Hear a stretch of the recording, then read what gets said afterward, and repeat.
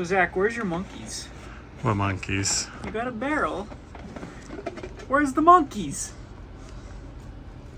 You can't set a barrel without monkeys. Well, that's for dice. I like about this too.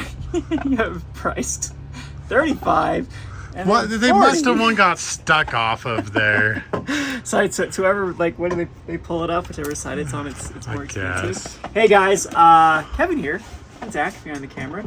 Just doing a quick on Roger, and I guess we can't do it because someone is throwing a dish. Why, Chloe?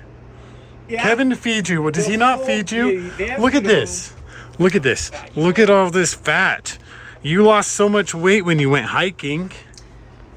Guess the world revolves around you, Chloe. Anyway, I just thought I'd give a quick tour of the store and talk about, I don't know, what do you want to talk about, Zach? Just kind of show off the store of what we got going on, since it's been a while since we really showcased like everything we have for sale at the store. Had some people ask like, okay, you have what other stuff can I buy? What other stuff can I get into? Because magic sucks. What are you biting? Or, jeez, dog. Guess we can't record a video. Someone is a little attention. You need attention today. Get her, Bruce. But anyway, so what do we got going on at the store, Zach? So first of all, we sell most things like most stores do. Got our The story Pokemon. of this store is we started solely on Magic the Gathering. And when you can go back to some of our old videos, and we started the store, there's 2 walls here that hadn't been knocked down yet, and we had one little shelf with like a few booster packs, just booster packs, and we had a lot of card singles though. That's the one thing we started because we had all Zach's collection to sell and whatnot. But yeah, so come a long ways, and it's just kind of been learning the business as we go of what works and what doesn't work, and really fine tuning it. So yeah, lots and lots of Magic and Pokemon. As you can see, it's really spread out here, and all that kind of stuff is available for patrons to order if you are into this sort of stuff. So we got our little paint section over here with the different army painter and Vallejo Citadel stuff. A little bit of stuff. Now she's throwing a bone. Where is this energy coming from, Chloe? They're all laying around doing nothing, and we get the camera really, going, Bruce? and then it's time to go nuts, I guess. So this is typically stuff that people, this sells pretty well, right? The paints are good. Paints are still going strong. Got accessories and stuff that we find. D&D's dead. Have we sold a D&D book in like ages? Yeah, it's dead. It was super like hot like a year ago, half, and now this thing is dead. Books can be bought for basically nothing. Of course, dice. If you have any suggestions too for us to what we could stock in our store too, let us know. That's all the thing. Because like the problem with like Zach and I is we're pretty much stuck in our ways.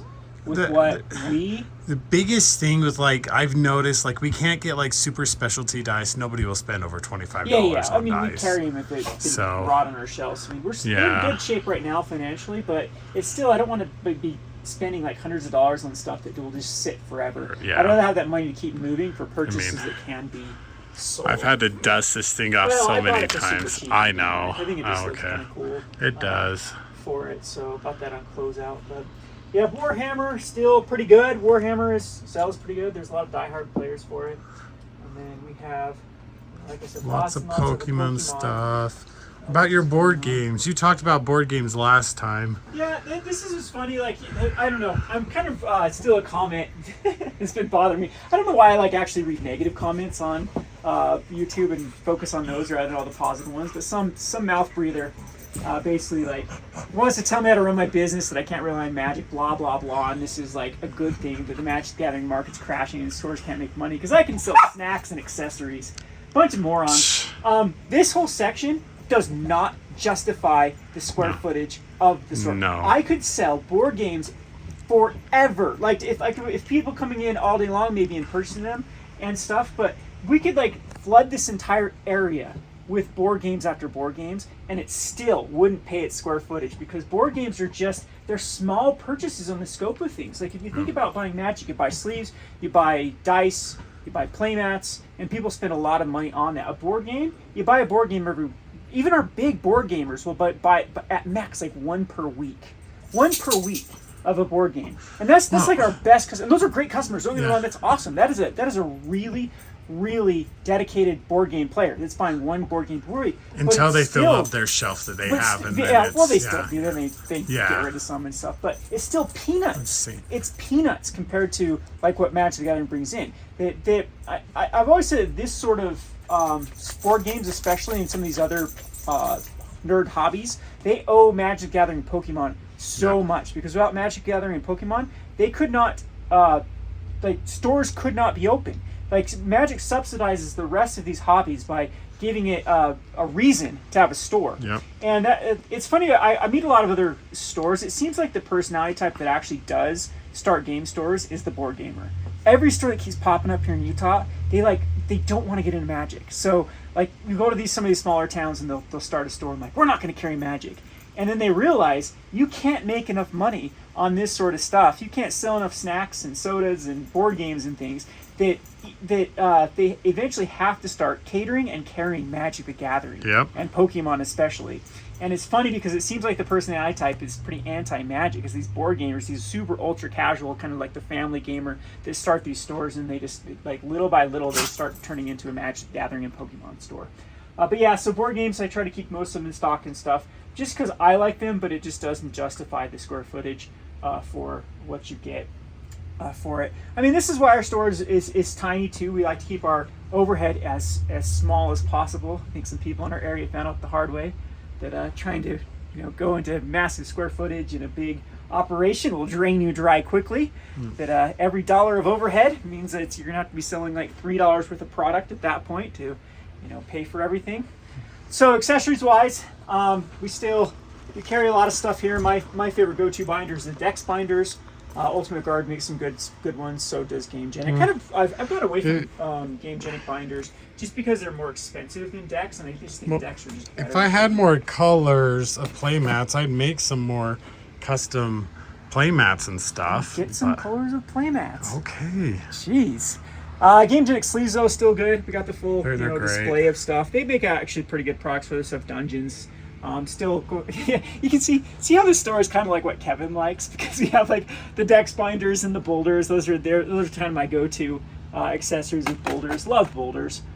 So of course I always try to keep these suckers in stock. Then we go over like sleeves, dragon shields. So we have like we keep this little swath back in the back. I got every color stocked for the dragon shield mats. Well, the biggest issue is like Ultra Pros they're so expensive now that nobody will even buy them. Yeah, for what you get too. Yeah, and especially the problem is Ultra Pro was so bad back in the day with everything, like the picture flaking off eventually or just completely peeling off, that people really went away from it. Yeah, so. I don't like carrying a lot of Ultra Pro brand stuff, so it's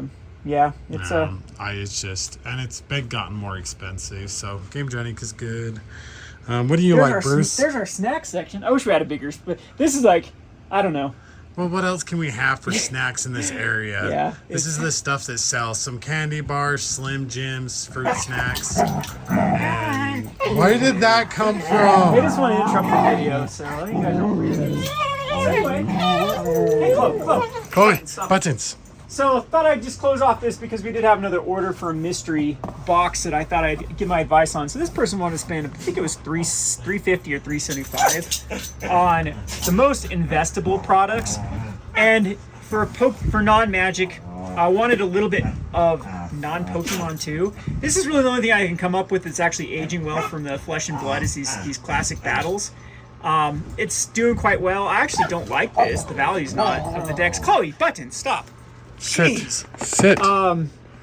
These I think are good for starter players. The problem is that these could get a reprint, so keep that as you will. But as far as Pokemon, the best products right now in this sort of price range, I like these premium collections with the playmats, and especially ones that are on like brand as far as the popular Pokemon. So if anything ever says Pikachu, Charizard, or Eevee, those tend to do well in the long term. Yep. And some of the legendary Pokemon do as well. But I think as a Pokemon Go product, this is the best one that I think will age the best with the Raid and Eevee. Pokemon Go is still going for super, super cheap at this point. Who knows if they ever release another Pokemon Go version or something that could have a resurgence of people wanting to, kind of get into this. But I think it's a pretty good investable product. Champion's Path. This is one of these sets that was absolutely hated. and actually recovered quite well and is still going up. It's one of the few products from Pokemon that is going up. Zach wants to tape the dogs rather than tape the thing, of course. Oh, this is so ridiculous. Darkness Ablaze, from the Sword and Shield era, this is the one that I think has the best price point. The problem with this sucker is it was expensive, and they reprint it like twice. And I'm hoping that Pokemon goes away from reprinting these sort of products, when they're especially out of standard. Then we have Celebrations, another one that I think will age well long term. Right now we're still, in the... I mean, Pokemon is just extremely bloated at the moment. There's so and much. These things are going to take a while to recover, but the thing I say about Pokemon is Pokemon does always recover. You're sending him the one that will actually do well? Well, and then there's the Evolving Sky. Well, I mean, I have to make $350 worth of stuff. So no. The color. The other one I don't think sells very well. The other one, I think they're pretty much on par with each other. Are they? But we have everybody wants that one. The Evolving Skies, which is considered the best set in the last, 4 years or something. And this is a good time, I think, right now to get into it because it's dipped down. And this is another one that I think will go back up. So again, if you actually do want me to make you a mystery box full of stuff, I like making these.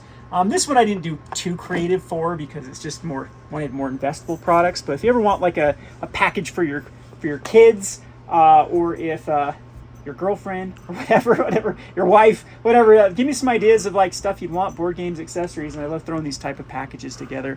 But yeah, kind of a I don't know, not the most engaging video for this one, but I hope you like our store and our dumb dogs. They have to interrupt every Hunt video. Chloe. And now they're see now after we turn the camera off, I bet they're just gonna sleep. Yeah, Gonna go down I and know. That's because all you're they out have to talking. do is What are you doing, Bruce? Bruce, work. what are you doing, Bruce? You ready to go? Do you want to go on a hike? And of course, last but not least, buy some card singles, everyone. We're trying to get out of so much of Magic just because Commander Masters is just... It's just a sign that... And then same thing with Eldraine. And man, actually the big one was talking with Zach too earlier. You know what the big one was the Multiverse. Yeah. The Mars Machines. Like the amount of reprints that went into that standard set. Half our binder of Marches and Machines is a stupid multiverse stuff. It's crazy. That It's they're just going ridiculous. The nuts standard on reprinting. it was better than a Master set. It was better than Masters 25 or Iconic Masters. Yeah, it really was with that multiverse. So we're just overloaded in singles, but I know everyone else is too. But if we do appreciate it if you do have like a list of cards you want for a Commander deck, go ahead and send it to us, and we'd love to fill your order. Anyway, that's everything I got for today. Let me know if you have any comments or suggestions for us at this store. And tell our dogs to shut up next time. Yeah, we won't go on a hike tomorrow. Oh, geez, they really do you want to go on a hike? Really? You're just going to lay down. Bye, Bruce. You want chicken? Who wants chicken? There's a storm. Yep. So Well, I went at 8 a.m. this morning. Where were you? I was asleep. All right, bye.